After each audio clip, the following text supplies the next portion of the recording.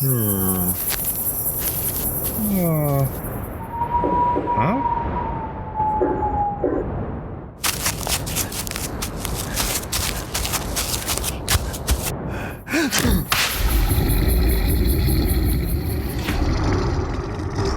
You're listening to Cryptid Clues, featuring your hosts, Taylor Field and Ruben Olson.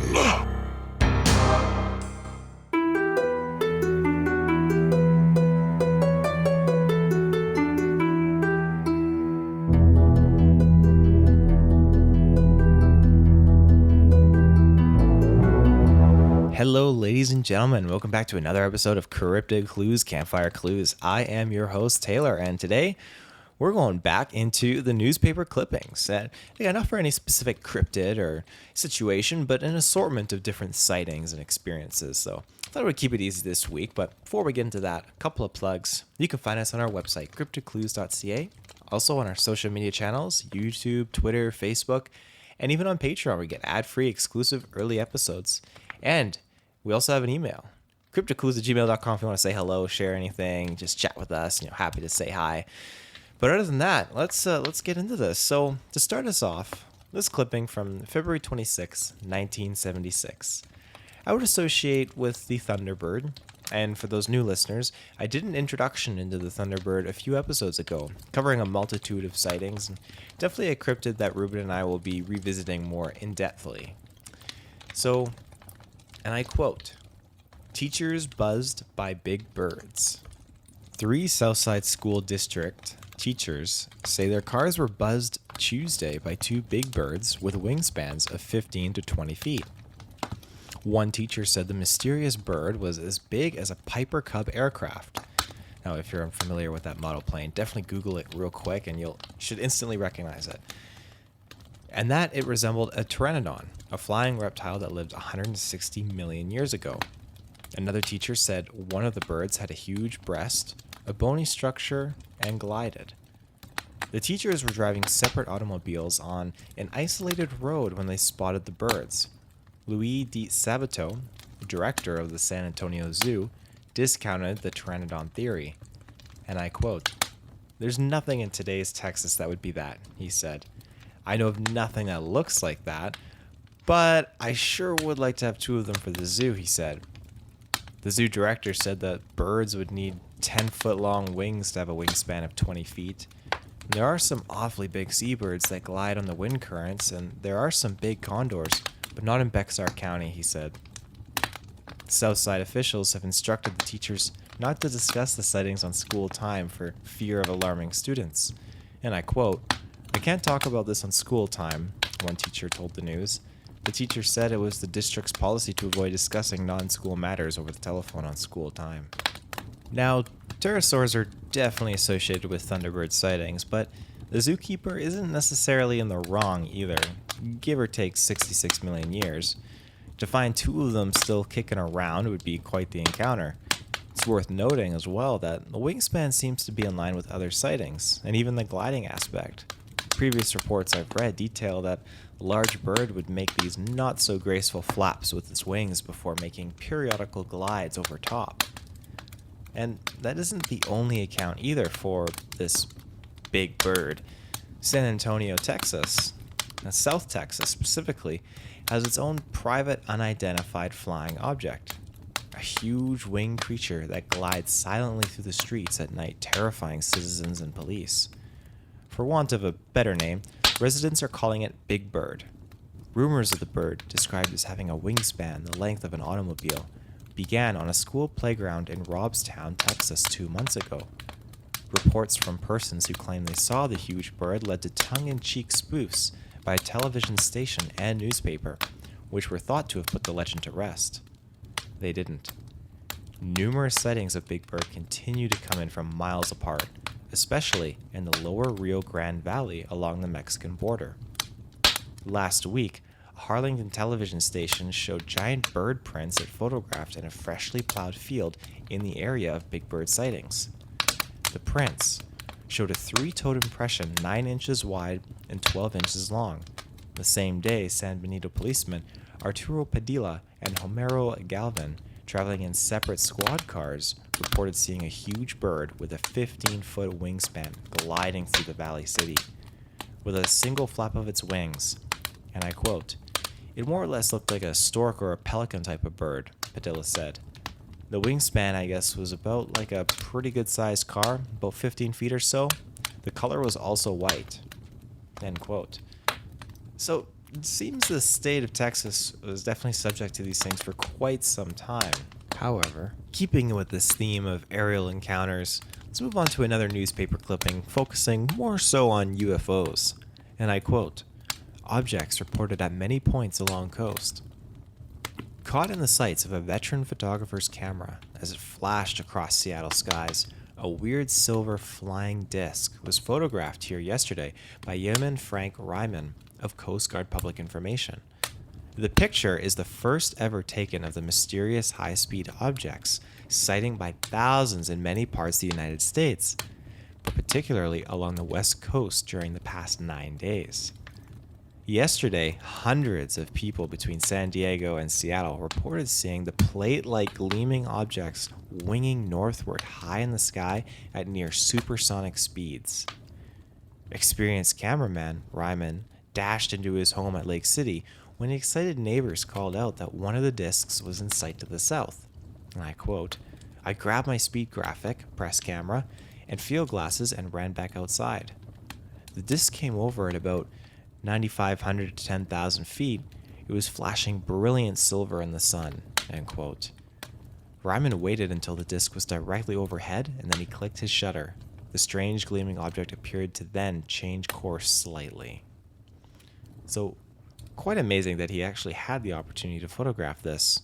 For the most part, these things occur without any warning, leaving you without any chance to react, but just to observe and embrace what you just witnessed. The fact that this gleaming object hung around long enough for Ryman to run inside and get his camera is truly fortunate. And I think that might be more of the difference between a UFO sighting and a hands-on, boots-on-the-ground cryptid sighting.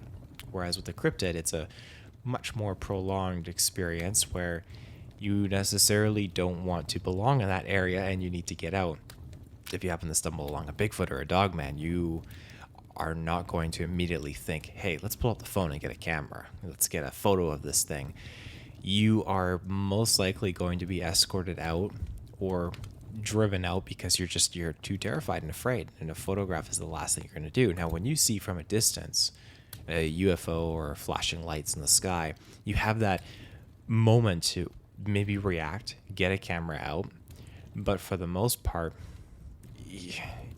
it happens so quick. And again, I've reiterated this so many times on the show. When I had my own UFO experience, it was in the flash of a second, and I was just happy that other people were there to reiterate what I saw, because we just happened to be standing backs to the wall, facing out, looking up at the night sky, and sure enough, these red white lights just appear, moved in a very weird not algorithm, rhythm, way, like pattern, I guess would be the term, and then just vanished, disappeared, absolutely gone. So no time to pull up the camera in that instance. So it's definitely a very rare thing to occur, but in this case, flying around for definitely a long period of time proved to be very, very fortunate for Ryman. So that is fantastic. But moving on from there, we have another old clipping dating back to February 1973 at Piedmont. Where to go and what to see. Girl watching is out for the moment and UFO watching is in. Flocks of people, many from the Poplar Bluff, have swarmed to Piedmont in hopes of getting a glimpse of a UFO. For those of you who haven't been to Piedmont area yet, but who plan to go here, there are some helpful hints here for UFO watching. First, pick a dark, clear night. Like regular aircraft, it seems UFOs much prefer a clear night for navigation. And don't expect to see too many in the air on cloudy nights, and those you do spot will soon be lost in the clouds. Hang it up if it's raining. UFOs don't like getting wet any better than you do. And what should you look for? The Piedmont UFOs are reported to have multicolored flashing lights of red, amber, yellow, white, and green. The lights flash on and off as if they are revolving or blinking. It is normally reported to be seen flying at a high rate of speed, turning and jumping from side to side. Don't expect to see any solid objects. The lights are all most people claim to have seen. Also, don't expect any noise. Oh yes, it can also hover. Now, it ranges in altitude from a few feet above the earth to thousands of feet in the sky. Depending upon one's bravery, there are several good places from which one is most likely to observe a UFO. If you're a coward, the best place is the Piedmont City Dump. It's located on Highway 34 and 49 south of town, on a high promontory which overlooks Piedmont and a wide area around it. UFOs haven't been known to get too close to the dump. If you are interested in seeing a takeoff, Bluff View, which overlooks the lake, is a good spot. You won't be too close there either. And for those brave souls who are interested in seeing a UFO close up, most of the close quarter sightings have been in the Brushy Creek and Mill Springs areas. Good luck and happy UFO hunting. I like that this report turned into a field guide for sighting UFOs. We need more of that in today's media. A lot more of that. But without further ado, let's jump to a quick ad break and we'll be right back. And we're back. So, to close out our UFO clippings for today, we have one more from Plattsburgh on 1967, February 26. Now, I'm sensing a theme here for the month of February. And I quote, "Residents report UFOs sightings in the Plattsburgh area. Unidentified flying objects were hovering about the area again Sunday night, with multiple sightings reported about the same time. State police and Air Force officials reported most of the calls from the west end of the city. The airport in West Plattsburgh, callers said an oval of light, considerably larger than a star, appeared to hover low in the sky west of the city. Some saw another object with a red light, which appeared to be flying around under the light. After remaining in the area several minutes, observers said it blinked from sight. Air Force officials advised the only aircraft logged in that part of the sky at that time was a light plane, which was incapable of hovering." Now, and that's the end of the clipping there. Now, there was this period of time where these sightings were running rampant in our history, and while we don't hear much about them now per se, I think it's quite the opposite, to be honest. In referencing the activity portion, I believe we are experiencing these things more so now than ever before.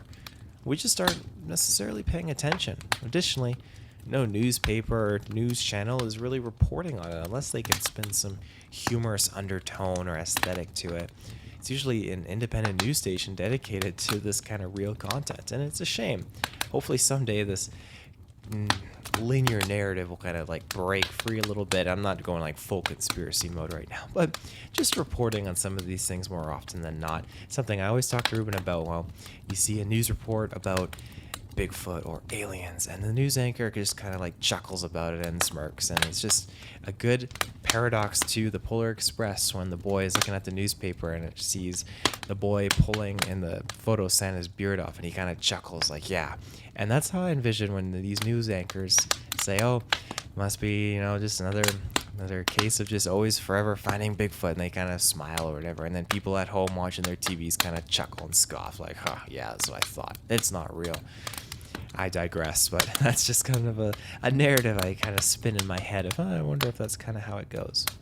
Anyways, now, as we near the closing of today's Campfire Clues, let's, of course, send off with a Bigfoot clipping.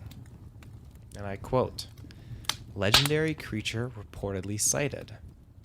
Is Bigfoot in area? An unidentified creature stirs interest in the Cashton area. Rumors of this came to light this weekend, and as a result was the decision to make public of facts known to this reporter for about 2 months. It all started one morning, about 6:30 a.m., when an area farmer and his dog went to get the cows for milking. Now, the cows were in the woods and the dog started to bark.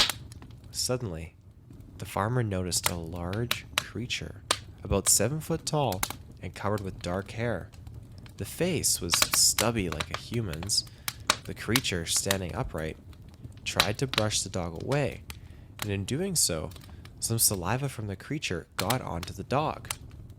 Now, the farmer was within 50 feet of the action, and the smell from the creature was so strong that being close to the dog would bring tears to the eyes. The farmer and his dog made a fast trip as possible for home, while the creature took off into the deeper part of the woods. Suspicion that the creature has been mingling with the cows was confirmed by the facts that the odor from the dog was the same odor that had been on the cows for some time when they would come to the barn after being in that section of woods. Efforts to track the creature proved futile because of the dry summer, and the area east of Cashton towards Ontario is a heavy wooded area. Now, that article is from October 17th, 1976. And it's funny how the cows are associated with this newspaper clipping story. Ruben has often mentioned it in the past, but at some point, he will be doing a deep dive into the actual cowman story.